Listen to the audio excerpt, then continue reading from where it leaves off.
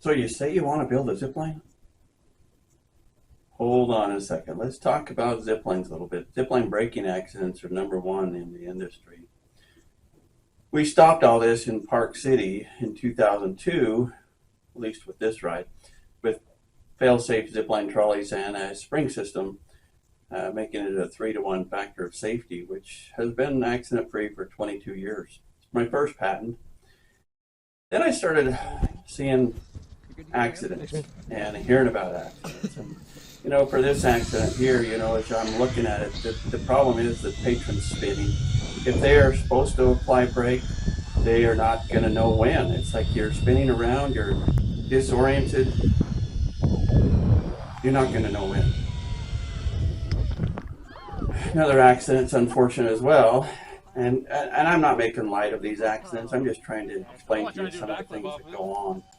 People forget to communicate. They forgot to call the guy. The guy never heard the radio. There was no communication. We believe in 3-to-1 radio communication, meaning the case behind me that showed up on my desk also was an inconsistent brake system that actually failed.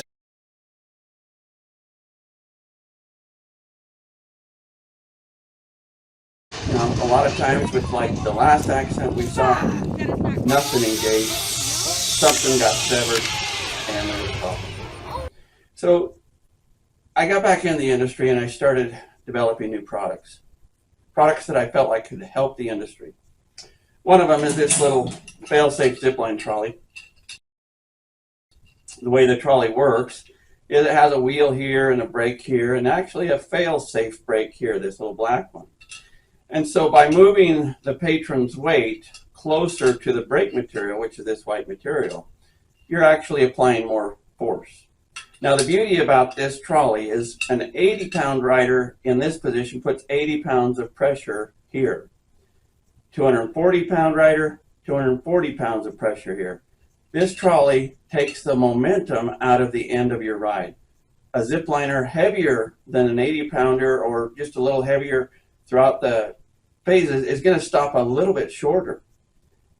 So one of the things that we try to teach people is look at your temperatures, use wearable technology. So wearable technology is important. It also helps you track speeds and temperatures, makes a difference in everything you do on your zipline.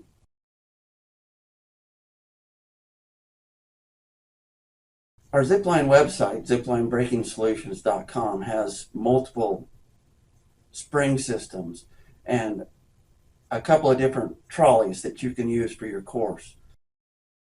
These newer lightweight trolleys, our older trolleys have been in the industry for 22 years. And so what we're trying to do is stop zipliners safely, because ziplines are notoriously dangerous. There's inherent dangers with falls that some people have eliminated over the years. Companies like American Adventure Park Systems have used a continuous belay system like the one you see in the video with the failsafe.org trolley. We also have a catch system that you can use your zip stop catch brake or your bump stop to catch these trolleys. We've tried to accommodate so the industry will see where we're coming from and how we know how to stop zipliners. We've been doing it for 22 years. Let us help you. So it's important to kind of stay involved. And this is a magazine, American Adventure Park, or Adventure Park Insider, that I highly recommend. In fact, this recent magazine kind of caught my eye. There was an article in here about a phone call or some kind of a contact made to various zipline guides or zipline companies around the country. And they asked them what their braking system was like. And then they scored them based on what they were saying. Now, granted, this magazine came out, probably was printed way before ASTM pretty much put the hammer down and said, no more patron braking, no more gravity braking. You're going to have to stop your zipliners. And that's really what they said in October this past 2023. They brought up the fact that patrons are naive. Patrons may not understand the whole factors of stopping themselves, how much force to apply, how, if they've got a glove, maybe the glove's not. So you need to do your due diligence and find out what these standards are going to be saying because ACCT is also changing their braking information. And this is a great standard too. You got to follow the standards, because if you don't follow the standards, you're in gross negligence. You're missing the best practices that are out there. You know, we have brake systems that are spring systems. We have trolleys that slow people down. You know, our view is to help you. You know, contact me. Let me help you in any way I can. I'm a third-party trainer. I'm an inspector of third party. I can inspect things. I'm an engineer. I can look at your policy and procedures. I can train your staff. I can show them how to use wearable technology. And we recommend wearable technology. Put a GoPro with a harness on your staff when they're out inspecting everything. And they do have to inspect everything, especially the brake system. Because you don't want to be putting people on your Zipline if you don't know that that brake system has a flaw. You know, you want to check all the ropes if you're using a zip stop. You want to check all those cords. You want to check all those connections daily. And if the standards require it. And if you don't, and if you don't document it that you did do it, the odds are when I come in, if there's an accident, you're going to lose. And you're going to pay out, and your insurance is going to go up for 5 years or more. And more importantly, you've injured one of your patrons, and they're never going to be the same. So I thought I'd maybe just kind of look at a couple of different things that sometimes as Zipline owners, and I owned a Zipline, I ran one, I know what it's like to have employees. I've been an entrepreneur since I was 30. If you're using some kind of a device that you throw out, you know, how do you know what kind of arm your patron or your staff has? Maybe they injured that arm and they can't throw as far this time. You know, maybe they're lightweight. They can't, you know, hold on to that rope to try and do that mechanical advantage brake system. You know, keep that in mind when you're setting up your Zipline. Changing, you're going to have greater brake requirements for faster arrival speeds. So any speeds over 15 miles per hour is going to see some huge changes. Any speeds over or equal to 6 miles per hour are going to see huge changes. Your ability to allow your patron to stop themselves is going away. And the reason why is because 15 accidents predicted for 2022. You know, we can't afford this. We've got to stop Zipline braking accidents.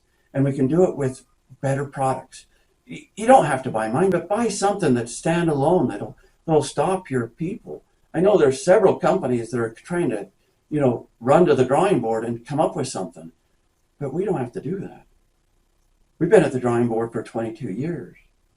We've had fail-safe trolleys for 22 years. And these trolleys work. We've got them out in the industry. We've got them in Tanzania. We've got them in Canada.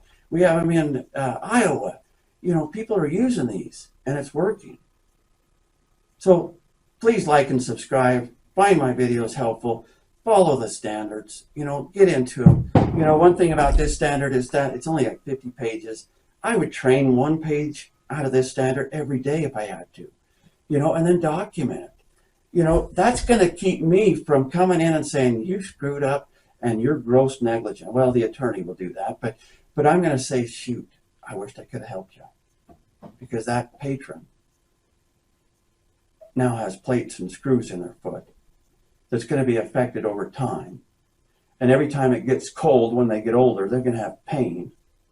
You know, their livelihood has now changed. The one guy was a marathoner. I don't know if he can run again. Probably not. You don't want to take their livelihood away by not having a proper brake system. The speeds that I've been hearing from my customers is I've got an 80-pounder coming in at 4 miles an hour, and my 240 are coming in over 8. And now you're outside the zone. I mean, the ACCT defined the zone of safety at 6 miles per hour. You need a standalone emergency brake. And in 2017, Headrest Technologies came out with a white paper, a very good white paper. And it really kind of tells you about their zip stop. But they say a properly designed spring system, an array of springs, is the best braking system. And the reason why is because it activates itself. It bounces back. And the beauty about our Zipline trolleys and springs is we have greater technology. We have improved technology.